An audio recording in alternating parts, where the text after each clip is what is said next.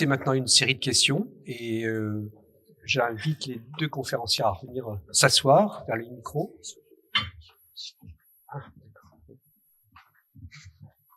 Alors, y a-t-il des questions dans la salle? Oui.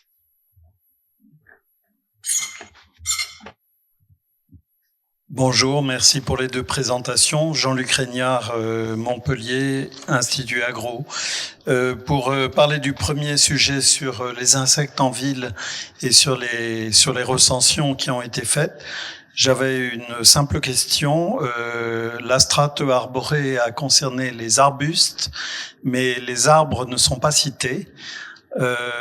Donc, est-ce qu'il y avait moyen complémentairement, même si méthodologiquement c'est plus difficile, un peu moins, mais on pense évidemment à tous les arbres qui sont relativement mellifères et qui, grâce à leur pérennité, sont susceptibles sans doute de maintenir une population d'insectes, y compris dans le milieu urbain.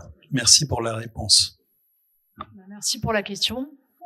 Parce que justement, dans la thèse d'Axel Boiset que j'encadre actuellement, eh bien, on va aller essayer d'échantillonner les arbres. Alors, je vous cache pas que c'est un peu un casse-tête méthodologique. Donc là, on va faire une première acquisition de données de traits sur des essences qu'on a identifiées dans les différents espaces verts. Il faut installer un échafaudage, etc. Donc, on va commencer à avoir des données parce qu'effectivement, cette strate arborée, elle est très importante et on n'a pas de très peu de données sur ce qu'elle apporte en termes de ressources pour les pollinisateurs. Donc effectivement, c'est un enjeu important et on commence dès cette année à faire des mesures là-dessus.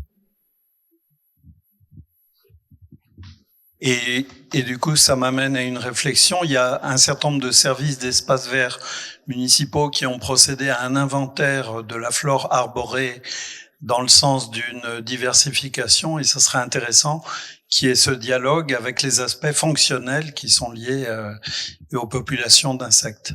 C'est exactement, en fait, on est très lié à ce que fait donc la ville de Nancy, puisque justement ma doctorante, en fait, elle a été prise en alternance par la ville de Nancy avant sa thèse, et donc ils nous ont donné toute une cartographie des essences, puisque c'est très bien cartographié effectivement à l'échelle de la métropole, et donc on a exactement travaillé là-dessus pour échantillonner les essences majoritaires qui intéressaient aussi le plus les gestionnaires. Donc on est vraiment, quand je disais des projets qu'on construit, c'est typiquement ce qu'on essaye de faire, parce que je pense que aussi Tiffen évoquait les freins au changement de pratique, et je pense qu'un des freins aussi c'est peut-être de faire de la recherche un peu dans son coin et que les parties prenantes soient pas intégrées au projet, et donc on essaye d'avoir une démarche un peu comme ça co-construite pour répondre aux attentes. C'est vraiment comme ça que ça fonctionne bien et qu'on arrive aussi à développer des choses pour proposer des solutions. D'autres questions? Oui.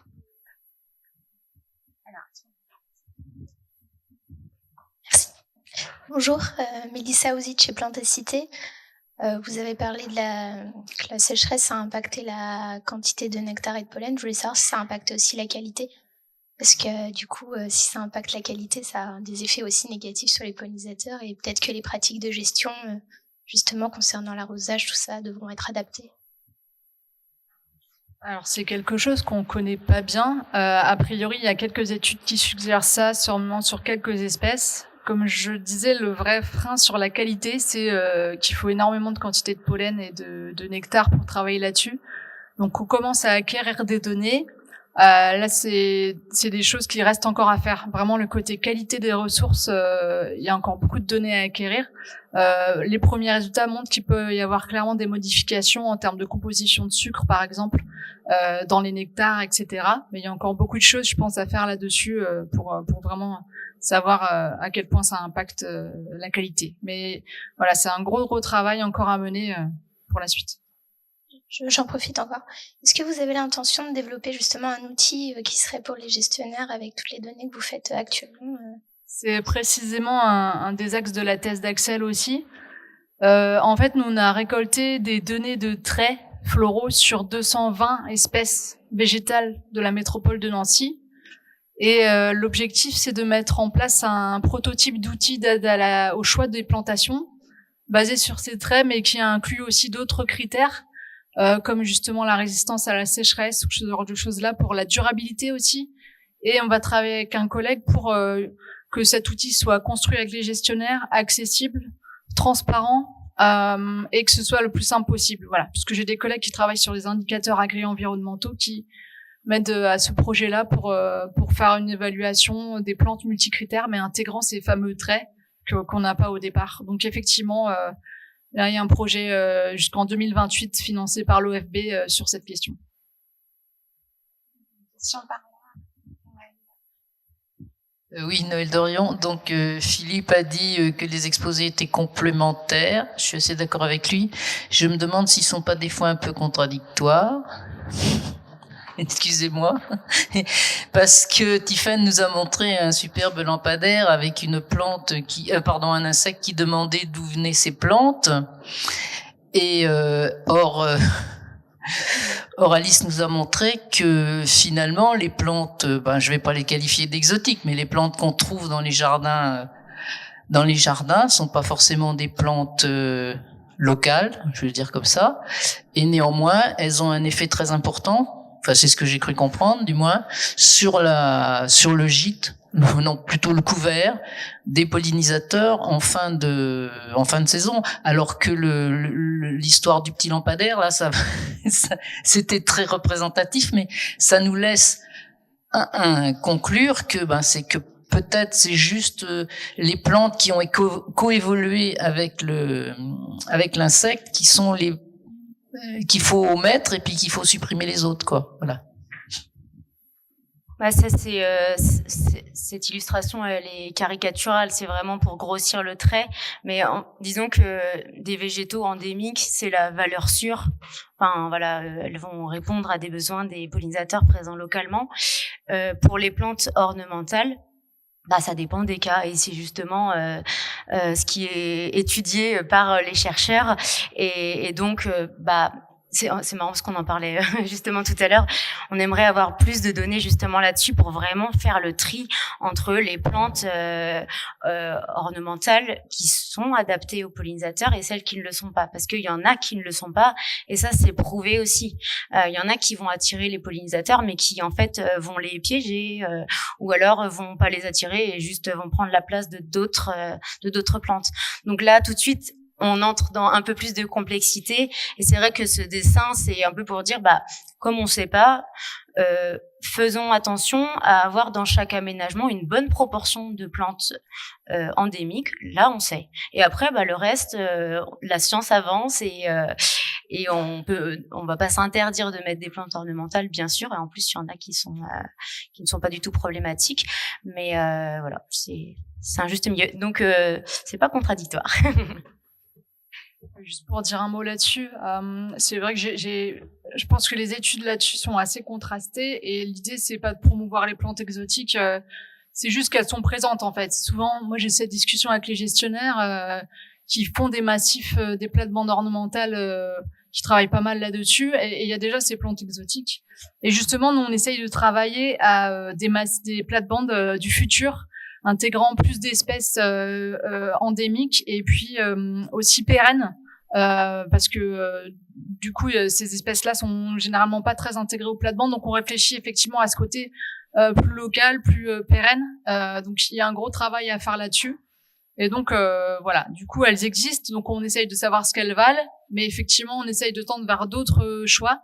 Et je rappelle aussi que une des choses intéressantes, c'est aussi les plantes spontanées. Il y a beaucoup à faire. Nous, dans les espaces verts, en tout cas dans la métropole de Nancy, il y a beaucoup de pelouses, etc. Déjà, rien que de travailler avec les gestionnaires sur la fréquence de tonte, etc., ça ramène des espèces beaucoup plus intéressantes. J'ai pas montré ces résultats-là. Et donc, voilà, il y a un peu tout ça à combiner. Mais effectivement, un changement de pratique, ça se fait pas comme ça non plus. Donc, on essaye aussi d'aller vers des choses qui intéressent aussi et des questions qui se posent. Dernière question rapide. Alain. Je ne sais plus si c'est une question ou un commentaire en interprétant. Vous avez parlé très rapidement des espèces exotiques et aussi de la tonte tardive. Tout ça, bien évidemment, je partage complètement ce que vous avez dit, mais j'ai une question insoluble, il me semble. Dans le sud-ouest notamment, et ça remonte, les deux espèces exotiques qui sont très dangereuses pour les chevaux et les ovins sont les sénessons. Sénessons de Jacob qui, si on fait une coupe tardive, vont pouvoir permettre d'arriver à maturité et de disperser un nombre de graines qui sont capables de produire, qui sont compliquées.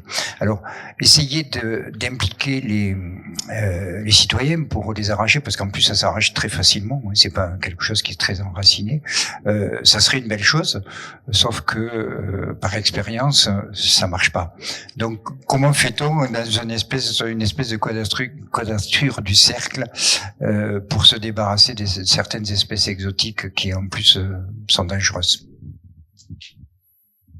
Bon, bah, c'est intéressant aussi la question, merci. Tu veux.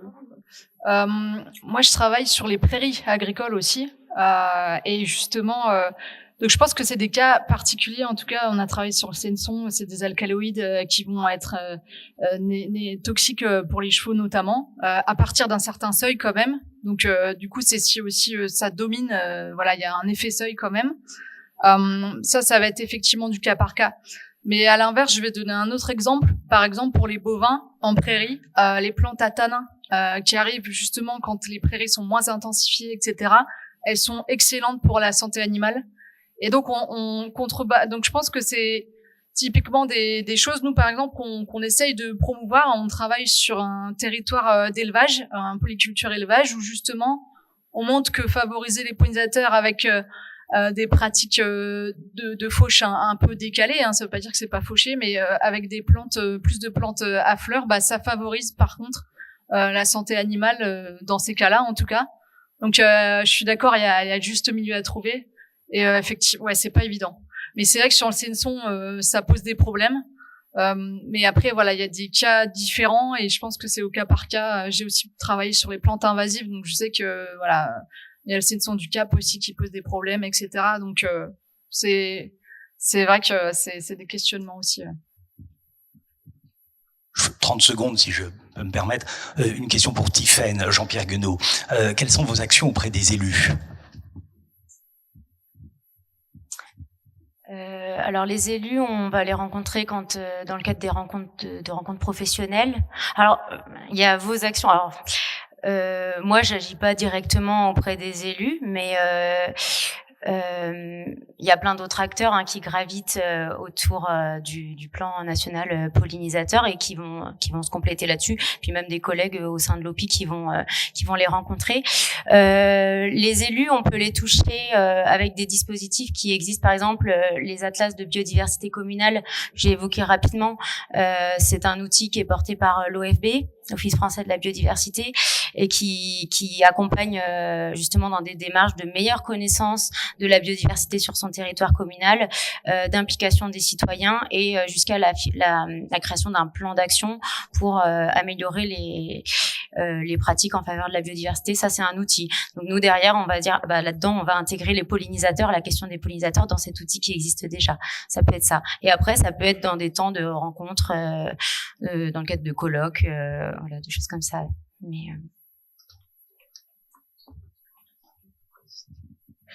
Bien, merci beaucoup. On peut encore applaudir nos oratrices.